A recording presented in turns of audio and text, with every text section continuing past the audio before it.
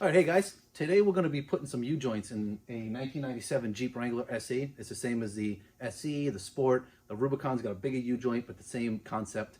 All of these Dana axles use the same style U-joint. And we're going to get into what tools you need to do the job and how to do it. So let's get started.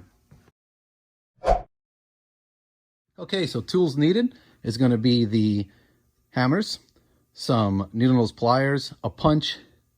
Okay, so there's a ton of ways to do drive shafts. You could do them in a press, you could do them in a vise like what I'm going to do today. You could hammer on them, you could press them in and out. So this is how I do them. See this weld right here? That is the only place on this ear and this drive shaft you want to grab, right on that weld. You can tighten that up. There goes the cap. You could tighten it up right here in the vise. If you grab it here, you'll dent it. This is not very thick. And if you grab it too hard here, you could bend these ears in. It would take a bit of force, but you could do it. And then your U-joint ain't going to fit very good. And as you can see, you want to grab it either on this weld directly or right on the ear at the base. You won't bend it there. All right, first you start with removing the clips, which are these pieces here. This is called an inside retaining clip. Some have them on inboard here. You squeeze it right in the middle. And see how this side came out and this side did not? You just stuff your little screwdriver in there and pick it out. Okay, so this clip is actually stuck. You squeeze it, it does nothing. And if you squeeze it too hard, you'll snap these guys off. Then it's a pain in the butt. We don't want to do that. And it's actually sticking up. This is why we have a punch. So I got the drive shaft locked down in the vise. What we're going to do is basically hit that clip right in the center, straight down. And what that's going to do is knock this U-joint down a little bit and take the tension off the edge of this ring so you can get it out.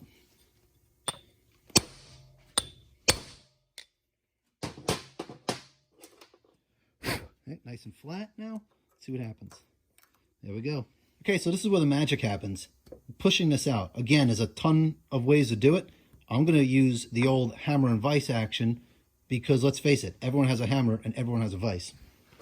I'm going to use the brass hammer because it's a lot easier than the steel hammer. Never hit them here, ever. You got to strike it right here. See how I have the ears placed on the vise? The drive shaft is free. By striking this down, it's going to shove this up.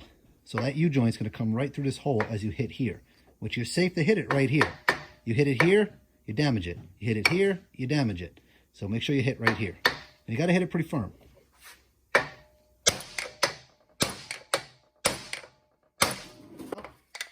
Flip it over and repeat.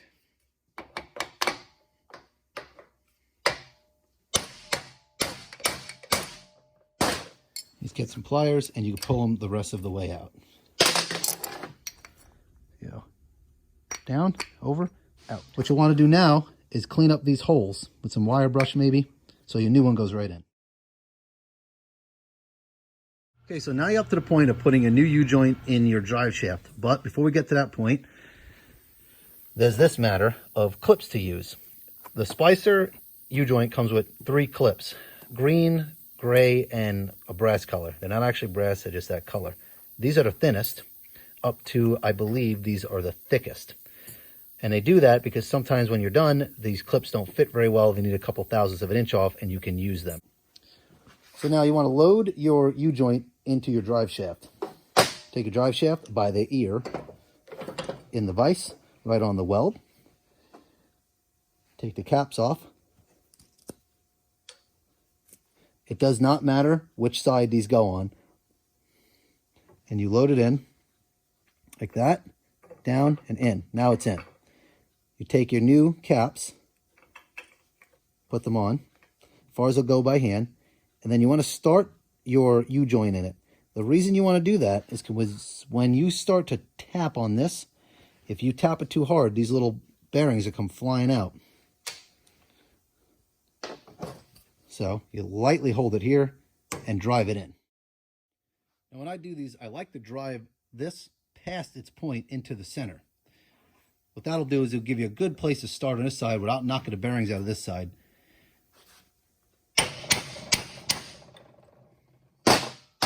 Okay, so now it's nice and past center. Now you take your other cap and you can move this U-joint over. You'll see it pop out of the top on the other side. See it over there?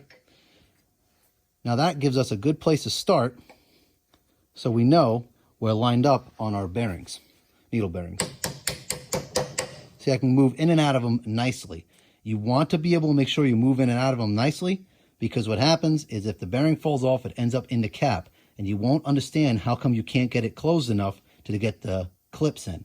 If that happens, you most likely destroyed your U-joint. We're going to avoid that. Get it all lined up on the other side, and then tap this one in, keeping this nice in the center. There you go. It's basically in. Now all we have to do is center it. All right, centering it is very easy. I always start myself with these brass colored clips. They always seem to work the best. You basically just put it in, squeeze it and get it in its groove. Now it's happy, it's in its groove.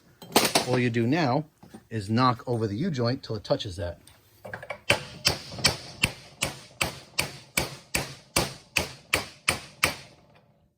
This is what it should look like when it's done. Now it should have some resistance left and right like that, and that's normal. If you need to loosen it up a little, you could strike right here and right here on the ear, and it will it'll loosen that up. It'll take a load off it, but they should be pretty snug. Now you just take this, put it back in your U-joint cap, put the straps over it, and you're done. U-joint's installed.